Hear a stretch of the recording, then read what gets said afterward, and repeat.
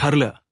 तर मग या मालिकेच्या आजच्या भागामध्ये सचिन आता सुभेदारांच्या घरी राहायला आला आणि अस्मिताने त्याला माफ केलं.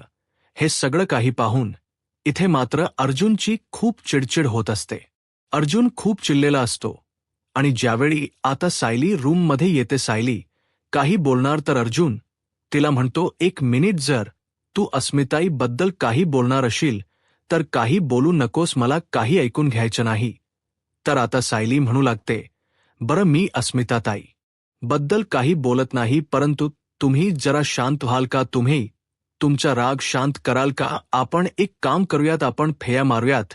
तर अर्जुन म्हणतो. आता सायली म्हणते, हो आता तुम्ही हात द्या बरं. असं म्हणत आता सायली अर्जुनचा हात मागण्यासाठी आपला हात पुढे करते. ज्यावेळी सायलीचा डावा हात असतो त्यावेळी अर्जुन उजवा हात देत असतो. सायली म्हणते, हा नाही, डावा हातच द्या. अर्जुन म्हणतो, काय चाललंय, हे कसं शक्य आहे? तर सायली म्हणते, हो मी सांगते ना, मग ज्यावेळी माझा उजवा हात असेल त्यावेळी तुम्ही तुमच्या उजवा हातात द्यायचा आहे आणि माझा डावा हात असेल तर तुम्ही तुमचा डावा हातच द्यायचा आहे. तर आता अर्जुन सायलीला म्हणतो, पण आपल्याला शक्य होणार आहे का असं चालायला? तर सायली म्हणते, ते काही मला माहीत नाही. तुम्ही माझा उजवा हात आहे ना, मग तुमचा सुद्धा उजवा हात द्या. असं म्हणत आता सायली अर्जुनचा हात हातात घेते आणि फेया मारत असते. परंतु आता दोघांचेही हात सेम असल्यामुळे आता ज्यावेळी सायली मागच्या बाजूला वळते त्यावेळी आता अर्जुनला काही वळता येत नसतं. त्यावेळी अर्जुन सायलीला म्हणतो, बायको काय चाललंय, हे आपण असे चालू शकतो का? अगं जर माझा उजवा हात असेल तर तुझाडा डावा हात असायला हवा, आणि जर माझा डावा हात असेल तर तुझा उजवा हात असायला हवा, तरच आपला बॅलन्स राहणार. तर सायली म्हणते, मला सुद्धा तुम्हाला हेच सांगायचं आहे. आता सायलीला नक्की काय बोलायचं अर्जुनला काहीच कळत नसतं. तर सायली पुढे म्हणते, तुम्हाला हे तर कळतं ना, मग अस्मिता ताईंच्या बाबतीत तुम्हाला का कळत नाहीये? अर्जुन म्हणतो, बायको नक्की तुला काय म्हणायचंय?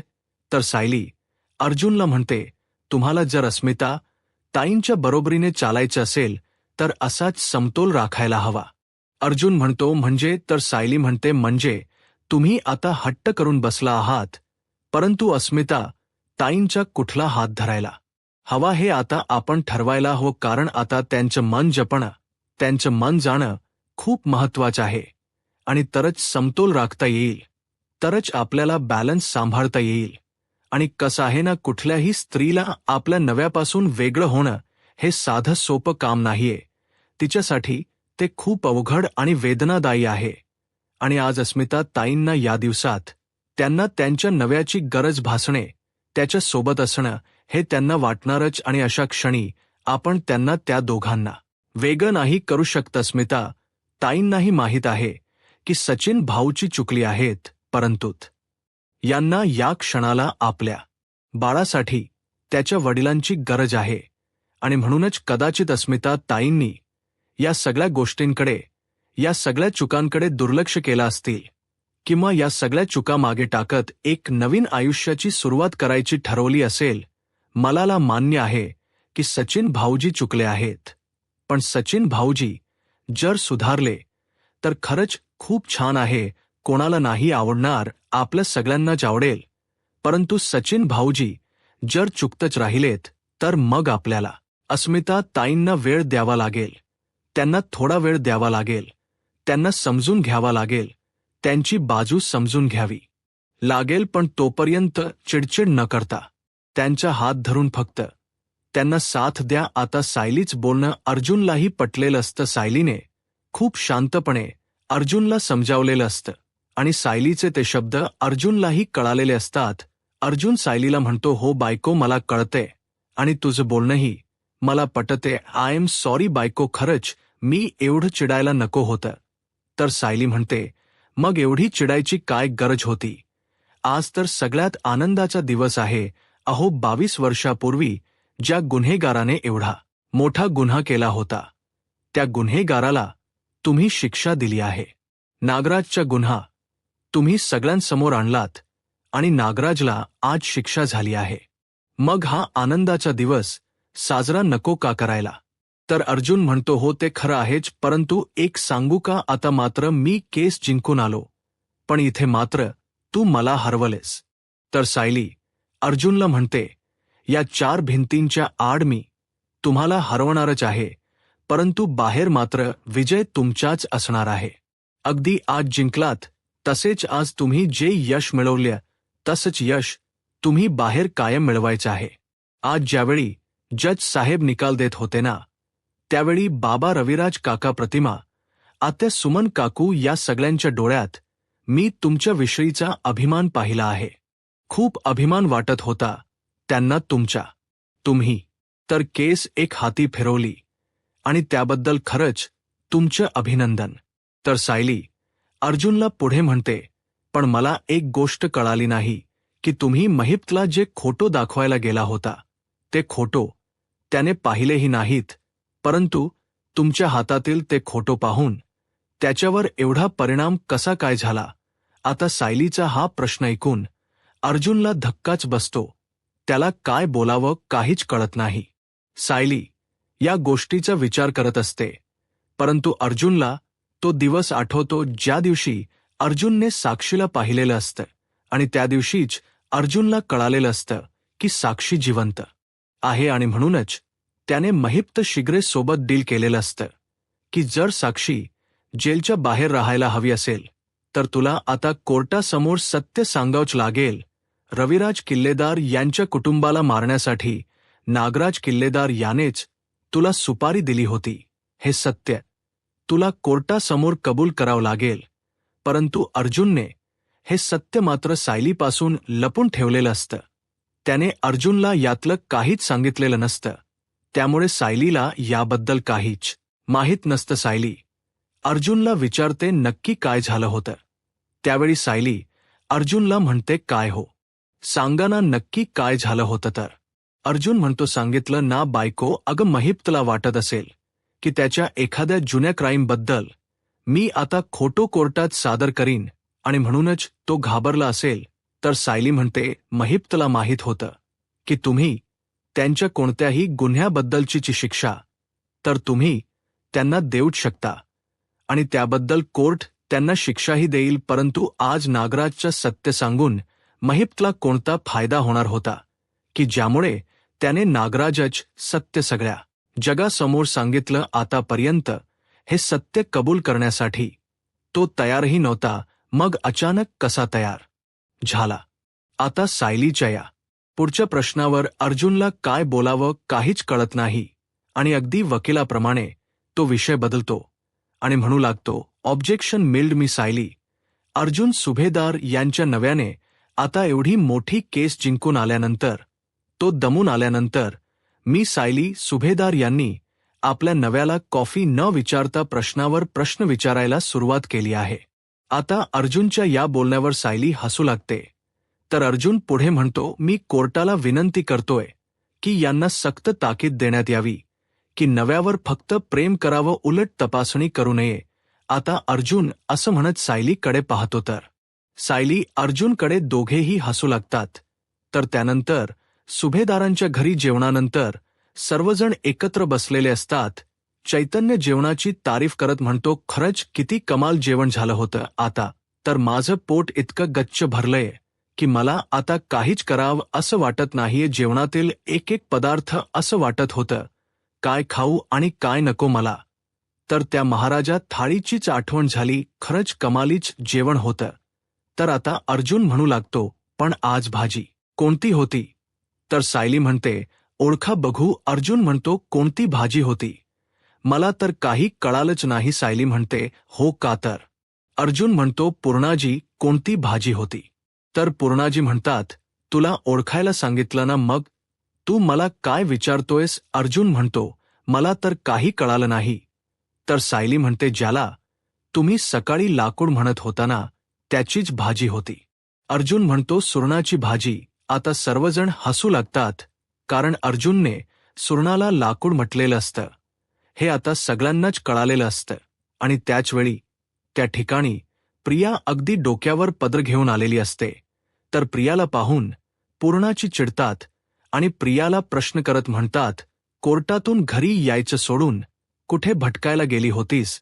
प्रियाच्या हातातील पिशवी वाहत पूर्णाची म्हणतात, आणि शॉपिंगही झालेली दिसते.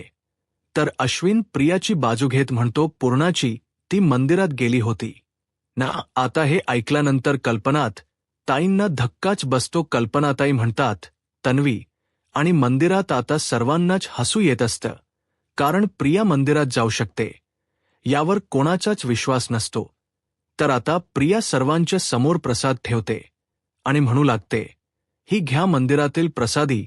असं म्हणत प्रिया पुढे म्हणते, 22 वर्षापूर्वी आमची ताटातूट झाली, आणि ज्या माणसामुळे ताटातूट झाली त्या माणसाला शिक्षा व्हावी, त्या माणसाला जेल व्हावी. यासाठी मी देवी देवी आईकडे नवस बोलली होती, आणि तोच नवस पूर्ण करण्यासाठी मी मंदिरात गेले होते. परंतु प्रियाच्या या बोलण्यावर कोणाचाच लक्ष नसतो, कारण कोणाच्याही प्रियाच्या बोलण्यावर अजिबातच विश्वास नसतो. कारण प्रिया जे काही बोलत आहे ते सगळं खोट बोलत आहे हे सगळ्यांनाच माहीत असतं. फक्त विश्वास असतो तो अश्विनचा. तर आता प्रिया पुढे म्हणते, सायली, अर्जुन, तुम्ही जरा पुढे येता का प्लीज? दोघेही पुढे याल का? मी तुम्हाला रिक्वेस्ट करते. मला माहीत आहे तुमच्या कोणाचाच माझ्यावर विश्वास नाहीये, तुम्ही कोणीच माझ्यावर विश्वास नाही ठेवणार, पण तुम्ही प्लीज दोघे पुढे येता का? तुम्ही आज जे काही केलं आहे त्याबद्दल खरंच मला तुमचा अभिमान वाटतो. खरं तर तुमचं फक्त कौतुक नाही, तर तुम्हाला काहीतरी द्यावं यासाठी मी तुम्हाला बोलवत आहे, म्हणजे माझ्याकडून तुमच्या या यशासाठी आणि तुम्ही आम्हाला मिळून दिलेल्या न्यायासाठी माझ्याकडून छोटस काहीतरी तुम्हाला देण्याचा माझा प्रयत्न आहे. असं म्हणत प्रियाची नाटकं काही संपत नसतात. प्रिया सायली अर्जुनला म्हणते, प्लीज घ्या माझ्याकडून तुमच्यासाठी ही छोटीशी भेटवस्तू. परंतु सायली अर्जुन काही पुढे येत नाहीत. परंतु रविराज सर मात्र प्रियाच्या समोर येऊन उभे राहतात आणि प्रियाकडे पाहत म्हणतात, तन्वी, तू तुझे डोळे उघडलेस आणि तुझा खोटेपणा कायमचा बंद केलायस. या गोष्टीवर माझा तरी कधीच विश्वास बसणार नाही, कारण तुला खरंच वाटलं असतं की आपल्याला न्याय मिळावा, तर त्यासाठी तू धडपड केली असतीस. तू अर्जुनला मदत केली असतीस. केलीस का अर्जुनला मदत? आता प्रिया काहीच बोलत नाही. तर रविराज सर म्हणतात, मला माहीत आहे नाही केलीस आणि करणारही नाहीस, पण ती मदत अर्जुनला सायलीने केली. सायलीने अर्जुनला साथ दिली. आम्हाला न्याय मिळण्यासाठी सायलीची धडपड चालू होती. तर प्रिया रविराज सरांना उलट उत्तर करत म्हणते, बाबा, अहो, अर्जुनला सायलीच मदत करणार ना, कारण ती त्याची बायको आहे. मग बायको म्हणून तिने तीच कर्तव्य पूर्ण केलं आहे. तर रविराज सर प्रियाला आठवण करून देत म्हणतात, पण तू आमची मुलगी आहेस ना, पण कधी वागलीस का मुलीसारखी? आता प्रियाकडे काहीच उत्तर नसतं. रविराज सर पुढे प्रियाला म्हणतात, तू आमच्या मनामध्ये स्थान निर्माण करू शकली नाहीस, परंतु ते स्थान सायलीने निर्माण केलं, आणि म्हणूनच आमची मुलगी म्हणून आम्ही सर्व अधिकार सायलीला दिले आहेत. आता हे ऐकून प्रियाला धक्काच बसतो. रविराज सर प्रियाला म्हणतात, समजलं, आता निघालीस तरी चालेल. असं म्हणत रविराज सर सुद्धा प्रियाकडे दुर्लक्ष करतात. प्रिया खूप चिडलेली असते. प्रिया तिथून निघून जात असते, पण पुन्हा एकदा मागे वळते आणि अगदी रडण्याच नाटक करत, डोळ्यात अश्रू आणत रविराज सरांना हाक मारत म्हणते, बाबा, तुम्ही माझी जागा सायलीला देऊनही टाकली, काहीच हरकत नाही, पण बाबा, एक दिवस असा येईल की मी माझं स्थान, मी माझी जागा पुन्हा मिळवेन. तुमचं प्रेम मिळवण्यासाठी मी काही करायला तयार आहे. हवे तेवढे कष्ट करायला तयार आहे. आता मी कष्ट करेन. तुमच्या मनात मी माझं स्थान पुन्हा निर्माण करेन. आणि बाबा, ज्या दिवशी तुम्हाला वाटेल ना की खरंच मी तुमची मुलगी म्हणण्याच्या योग्यतेची आहे, मी तुमची मुलगी म्हणून लायक आहे, त्या दिवशी तुम्ही सायलीला स्वतःहून बाजूला कराल आणि माझा अधिकार, माझं स्थान परत मला द्याल. असं म्हणत रडण्याच नाटक करत आणि आपल्याला खरंच वाईट वाटले असं दाखवत प्रिया तिथून निघून जाते. आता प्रियाच या बोलण्याला फक्त अश्विन बोललेला असतो. अश्विनला प्रियाच हे नाटक खरं वाटतं आणि तो सगळ्यांकडे पाहतो, परंतु कोणीच प्रियाच्या बोलण्याकडे लक्षही दिलेला नसतो आणि कोणी प्रियाला थांबवतही नसतं आणि म्हणून अश्विनलाही सगळ्यांचा राग आलेला असतो. अश्विनही रूममध्ये निघून जातो. तर दुसरीकडे आता अर्जुन रूममध्ये असतो. सायली रूममध्ये येते त्यावेळी दरवाजावरच पिशवी लावलेली असते. आता सायली ती पिशवी घेते आणि रूममध्ये येत अर्जुनला म्हणते, हे बघा प्रियाने आपल्यासाठी काय आणलं आहे. अर्जुनला म्हणतो, मला बघायचं नाहीये, तुला बघायचं असेल तर बघ. आता सायली ते गिफ्ट पाहते आणि अर्जुनला म्हणते, मला तर विश्वासच बसत नाहीये की प्रियाने आपल्यासाठी काहीतरी आणलं आहे. मला माहीत आहे हे सुद्धा प्रियाचं काहीतरी नाटकच असेल. परंतु असं म्हणत आता सायली ते गिफ्ट पाहते तर त्यामध्ये कॉफी मग असतात आणि यू आर द बेस्ट असं लिहिलेलं असतं. अर्जुनला म्हणते, परंतु मला एक कळत नाही की प्रियाच्या वागण्याबद्दल म्हणजे आज इतर दिवसांपेक्षा तिचं वागणं काहीतरी वेगळंच होतं. म्हणजे कोर्टातून बाहेर पडल्यानंतर थेट मंदिरात जाणं आणि आपल्यासाठी काहीतरी गिफ्ट घेऊन येणं आणि सगळ्यांसाठी प्रसाद घेऊन येणं, हे सगळं काही मला जरा विचित्रच वाटते. पण मला कळत नाहीये की खरंच नागराजला अटक झाली, त्याला शिक्षा झाली, याते प्रियाला खरंच आनंद झाला असेल का, खरंच ती खुश असेल का. तर आता अर्जुन शांत होतो आणि आता अर्जुनला तो क्षण आठवतो, नागराजच बोलणं. त्याला आठवतं नागराज अर्जुनला म्हणालेला असतो की तुला वाटत असेल की आजची केस जिंकून तुम्ही जिंकला आहात, परंतु नाही, एक प्रिय गोष्ट तुमचं घर पोकरत आहे आणि ते सत्य फक्त मला माहीत आहे, तुमच्या आयुष्यातलं सगळ्यात मोठं सत्य. पण मी ते तुम्हाला सांगणार नाही, कारण मी तो खेळ रंगण्याची आणि तुमचं घर पोकरण्याची वाट बघणार आहे आणि त्यातच मला खरी मज्जा येणार आहे. असं म्हणत नागराजने अर्जुनला एक कोडच टाकलेलं असतं. आता अर्जुन त्या गोष्टीचा, नागराजच्या बोलण्याचा विचार करत असतो. तर सायली विचारते, काय झालंय, कसला विचार करताय. अर्जुन म्हणतो, काही नाही, परंतु नागराज कोर्टाबाहेर जे काही बोलला त्याचा विचार करतोय. नागराज नक्की कोणत्या सत्याबद्दल बोलत असेल. त्याने तर सत्य सांगितलंच नाही, परंतु आपल्या समोर एक मोठं कोर टाकलं आहे. सायली म्हणते, हो ना, मला तर नागराजच्या बोलण्याचा काही अर्थच कळाला नाही आणि असं त्याला अचानक मैसबा वगैरे कुठून आठवले. मला तर एकाच प्रश्नावर थांबून चालणार नाही, डोक्यात अंख्य प्रश्न आहेत. प्रियाचं वागणं, प्रियाशी का वागत असेल, म्हणजे अचानकच ती मंदिरात जाणं, मंदिरातून प्रसाद घेऊन येणं आणि प्रियाच्या मनात नक्की काय चालू असेल. एकीकडे नागराज आणि महिप्तला मदत करणं आणि आता त्या हवालदाराला पैसे देणं आणि आता ते पैसे देण्यासाठी तिच्याकडे पैसे कुठून आले असतील, कारण साक्षी तर जेलमध्येच मेली. मग एवढे पैसे तिच्याकडे येतात तरी कुठून, नक्की तिचं काय चालू आहे. अर्जुन म्हणतो, मलाही तेच कळत नाहीये की नागराजच काय चालू आहे. म्हणजे नागराज जे काही बोलला त्याचा अर्थ तर लागत नाहीये, पण जे काही कोड टाकलंय ते तर आपल्याला सोडवावंच लागेल. पण तो जे काही बोलला ते महिप्तला माहीत असेल का. मी एक काम करतो, मी आत्ताच जाऊन महिप्तला भेटतो आणि याबद्दल विचारतो. तर सायली अर्जुनला म्हणते, पण आत्ताच तुम्ही महिप्तला नागराजच्या विरुद्धात साक्ष द्यायला लावली, मग तो का तुमची मदत करेल. तर आता अर्जुन सायलीच्या समोर ते पण आहेच असं म्हणत अर्जुन मनाशीच म्हणतो, महिप्त आपल्याला नक्कीच मदत करेल, कारण माझ्या हाती असणारा हुक्कमाचा एक्का तो तर महिप्तला पटापट बोलायला लावेल. उद्याच जातो आणि महिप्तला भेटतो आणि या कोड्याबद्दल त्यालाच उत्तर विचारतो. मला माहीत आहे महिप्तला याबद्दल नक्कीच काहीतरी माहीत असेल.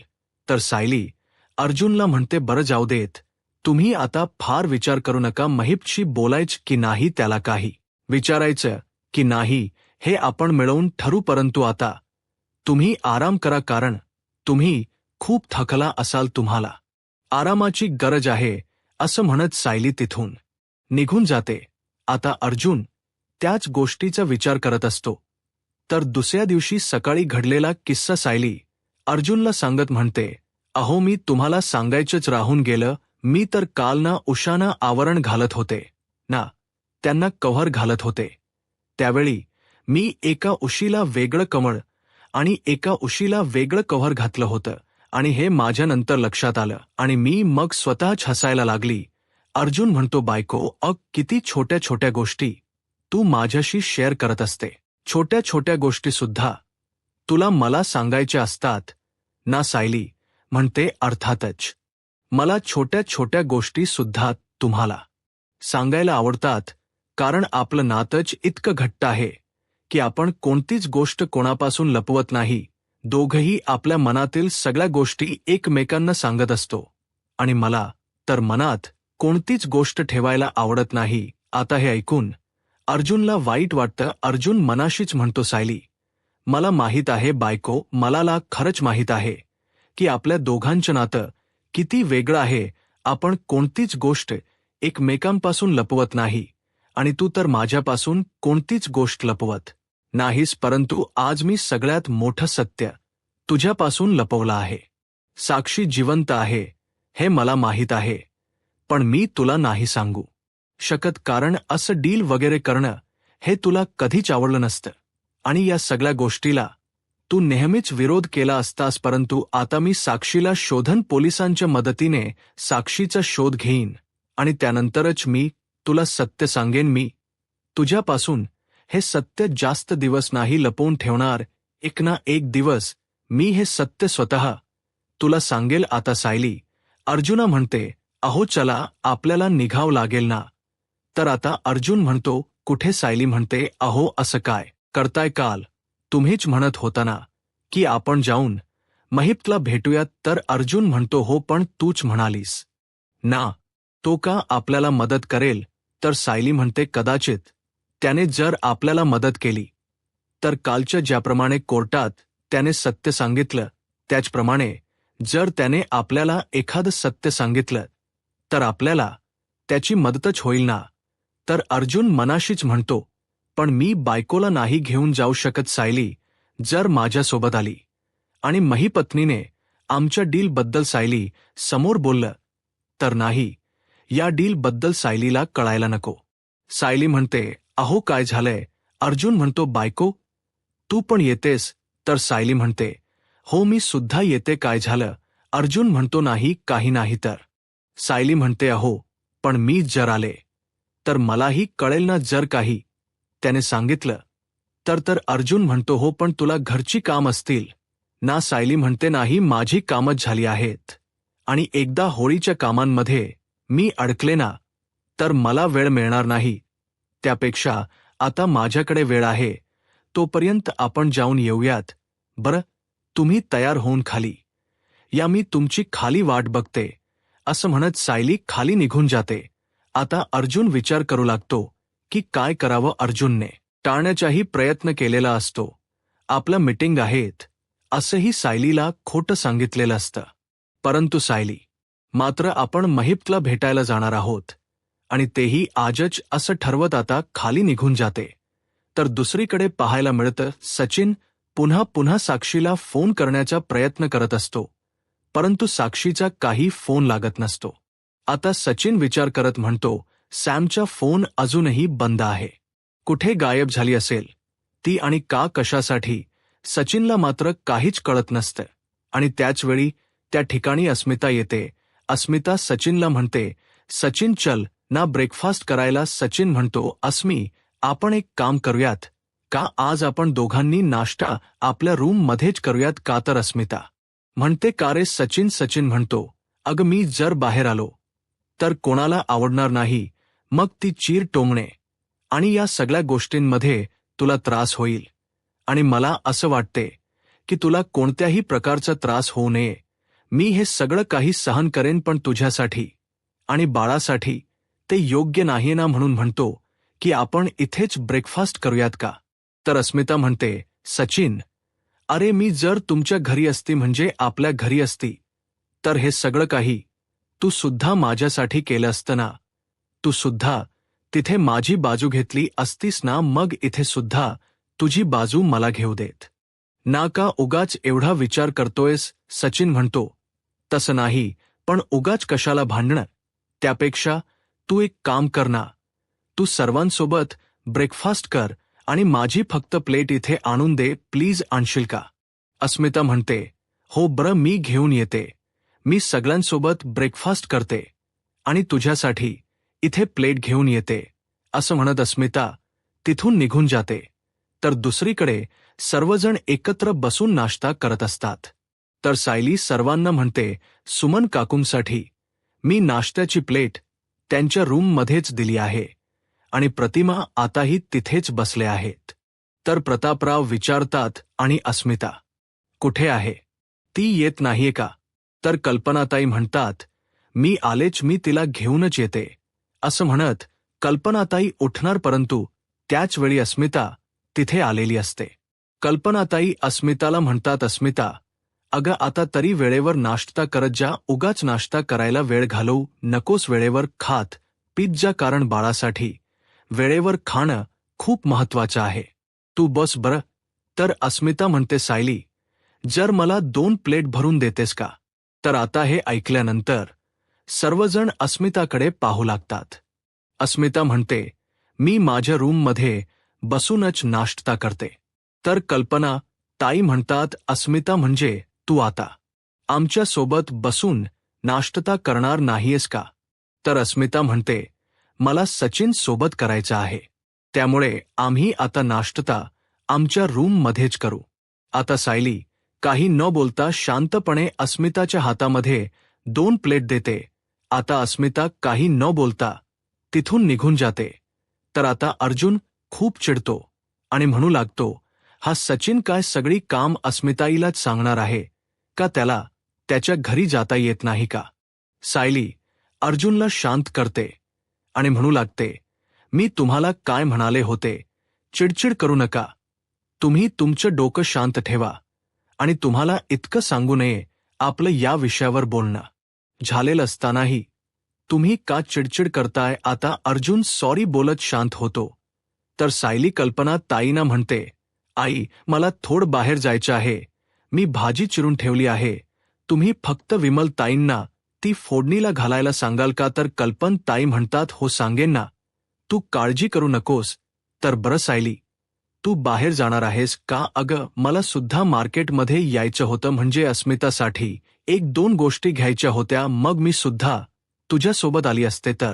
आता अर्जुन खुश होतो आणि म्हणतो, हो काहीच हरकत नाही, बरं तुम्ही दोघंच जा आणि मार्केटमध्ये तुम्हाला जे हवे ते खरेदी करा. तर सायली अर्जुनला म्हणते, मग आपण संध्याकाळी जायचं आहे का?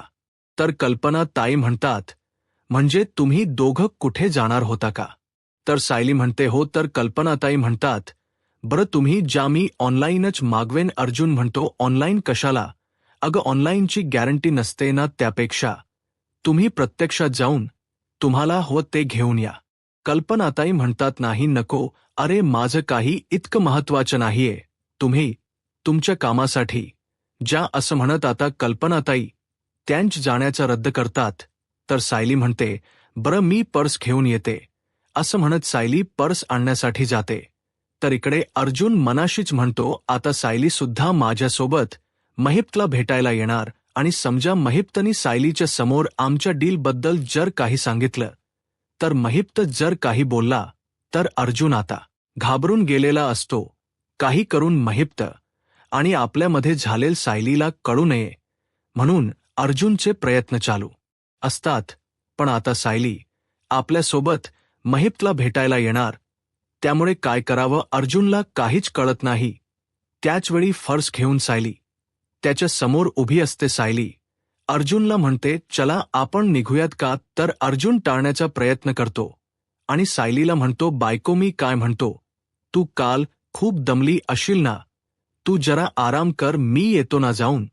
तर सायली अर्जुनला म्हणते, तुम्ही तू नको येऊस असंच दाखवत देत आहात, म्हणजे मी तुमच्या सोबत आलेली आवडणार नाहीये का तुम्हाला? मी तुमच्या सोबत यायला नको आहे का? आता अर्जुन म्हणतो, नाही नाही मी असं कुठे म्हणालो, चल आपण जाऊयात. असं म्हणत आता अर्जुन सायलीला घेऊन जातो. तर दुसरीकडे प्रिया आरशासमोर उभी असते आणि विचार करत म्हणते, नाही आज काही करून जाऊन मला नागराजला भेटावंच लागेल, त्याच्यावर चिडचिड करून उपयोग नाही, मला त्याला घोळात घ्यावंच लागेल आणि आजच मला भेटावं लागेल. त्याचवेळी त्या ठिकाणी अश्विन येतो आणि प्रियाला म्हणतो, खरंच तुझ्या मनात काहीतरी विचार चालू आहेत. बोल, तुझ्या मनात काय चालू ते मला सांग, त्यासाठी मी तुला एक पैसा देईन. तर आता प्रिया अश्विनला म्हणते, अश्विन, अरे माझ्या मनात काय चालू आहे हे विचारण्यासाठी आणि ते तुला ऐकण्यासाठी लाच द्यायची काहीच गरज नाहीये. अश्विन म्हणतो, मला माहीत आहे. तर प्रिया पुढे म्हणते, अश्विन काही नाही रे, आई बाबांचा विचार करत होते.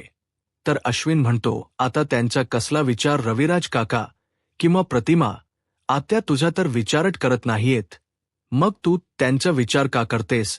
तर प्रिया म्हणते, तेच तर, मला माझ्या आई बाबांसाठी खूप काही करायचे आहे, परंतु अश्विन मला कळतच नाहीये की आई बाबा माझा एवढा तिरस्कार का करतायत. मी प्रत्येक वेळी ठरवते की त्यांच्यासाठी काहीतरी करावं, परंतु प्रत्येक वेळी ती लोक मला इग्नोरच करतात आणि मग माझ्या डोळ्यात पाणी येतं. मला त्यांच्याबद्दलची खूप प्रेम आपुलकी वाटत असते, परंतु त्यांना मात्र माझ्याबद्दल काहीच वाटत नाही. याच गोष्टीच तर मला वाईट वाटतं. तर अश्विन प्रियाला म्हणतो, तन्वी, या सगळ्यात खरं तर तुझीच चूक झाली, कारण तुझा खोटेपणा जास्त झाला आणि म्हणूनच ते दोघेही तुझ्याशी अशा पद्धतीने वागतायत. तर अश्विन असं बोलताच प्रिया अश्विनला म्हणते, अश्विन, अरे मी माझा खोटेपणा कधीच बंद केलाय. मी खोट बोलायचं सोडून दिलं आहे. पण मला माहीत आहे एक ना एक दिवस हे आई बाबांनाही कळेल आणि त्या दिवशी ते नक्कीच मला एक्सेप्ट करतील. मी एक काम करू का यासाठी? मी देवी आईला साकड घालते, देवीला साकड घालते की माझं आणि माझ्या आई बाबांचं नातं पहिल्यासारखं अगदी घट्ट होऊ देत.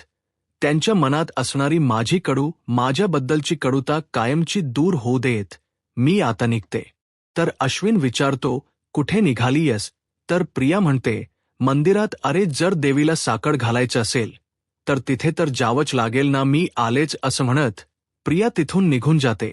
आता प्रियाच हे वागणं अश्विनला खरं वाटतं. अश्विन म्हणतो, खरंच तन्वी किती बदलली आहे ना, म्हणजे आता खूप छान वागू लागली आहे. आता तिला तिच्या आई बाबांबद्दल आपुलकी प्रेम वाटत आहे. ती सगळ्यांचाच विचार करते. सगळ्यांबद्दलची तिच्या मनातील प्रेमाची भावना आता कुठेतरी जागी झाली आहे. कुठेतरी तिला आपल्या माणसांबद्दलची जाणीव झाली आहे. बिचारी सगळ्यांना आपलंच करण्यासाठी केवढी धडपड करते, असं म्हणत आता प्रियाच्या वागण्याच अश्विनला कौतुक वाटत असतं. तर दुसरीकडे सचिन पुन्हा साक्षीला फोन लावण्याचा प्रयत्न करत असतो, परंतु साक्षीचा फोन मात्र बंद येत असतो. पण सचिन पुन्हा फोन लावतो, त्यावेळी मात्र साक्षीच्या फोनची रिंग वाजते आणि त्यावेळी सचिन खुश होतो आणि म्हणू लागतो, बरं झालं सॅमचा फोन चालू तरी झालाय, आता मला तिच्याशी बोलता येईल. परंतु साक्षी काही फोन उचलत नसते. सचिन चिडतो आणि म्हणू लागतो, काय चाललंय हिचं? आणि त्याचवेळी त्या ठिकाणी अस्मिता आलेली असते. अस्मिता सचिनला आवाज देत म्हणते, सचिन. तर सचिन मागे वळतो आणि म्हणू लागतो, मला तर काहीच कळत नाहीये. यूट्यूब चॅनलला सबस्क्राईब करा आणि व्हिडिओ लाईक करा. धन्यवाद.